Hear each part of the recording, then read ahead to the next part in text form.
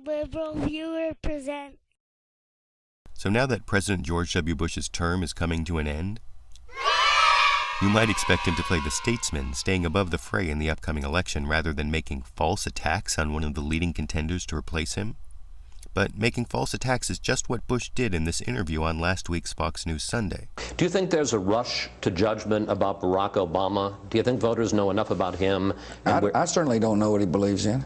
The only foreign policy thing I remember he said was he's going to attack Pakistan and embrace Ahmadinejad. Now, there are at least two problems with that Fox News clip, as you can see CNN's Jack Cafferty point out the next day here. One, what he said is wrong, and two, perhaps even more importantly, is the guy conducting the interview over there on the F-word network never called him on it, never challenged him on it, never said, he didn't say he was going to embrace Ahmadinejad, he just let it go.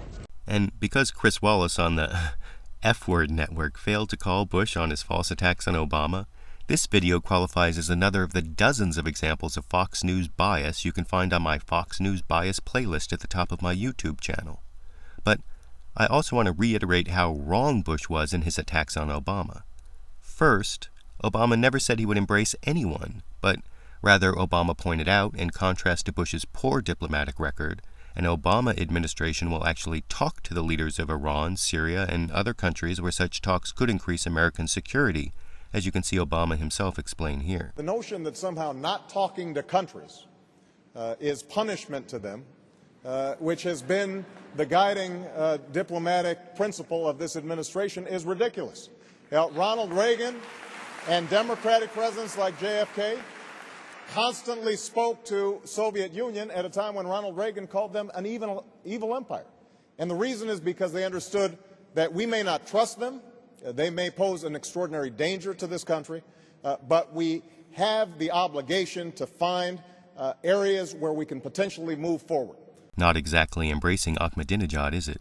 And even worse, Obama also never said he would attack Pakistan, but rather Obama pointed out, again in contrast to Bush's poor record of getting Osama bin Laden dead or alive, that an Obama administration would use actionable intelligence to attack al-Qaeda terrorists in the mountains of Pakistan, as Obama explained himself here. Let me make this clear. There are terrorists holed up in those mountains who murdered 3,000 Americans. They are plotting to strike again. It was a terrible mistake to fail to act when we had a chance to take out an al-Qaeda leadership meeting in 2005. If we have actionable intelligence about high-value terrorist targets and President Musharraf will not act, we will. Excellent.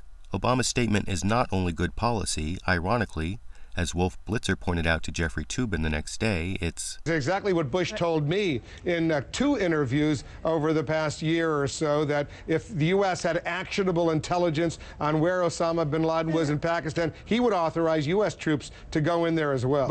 Now, I never know if George W. Bush is astute enough to realize he's lying or if he's just parroting dishonest talking points, though later in that CNN discussion, Dana Bash seemed to imply the former, when also giving a possible motive for the anti-Obama attacks, as you can see in this final clip. George W. Bush, whatever you want to say about him, he is a very astute, very interested political observer and player, and he understands what, every Republican that you talk to, basically, that they say, which is that they are very concerned about a Barack Obama nomination on the Democratic side, and so he is beginning to sort of put out those talking points that you're going to hear if, in fact, he is the nominee. So what do you think?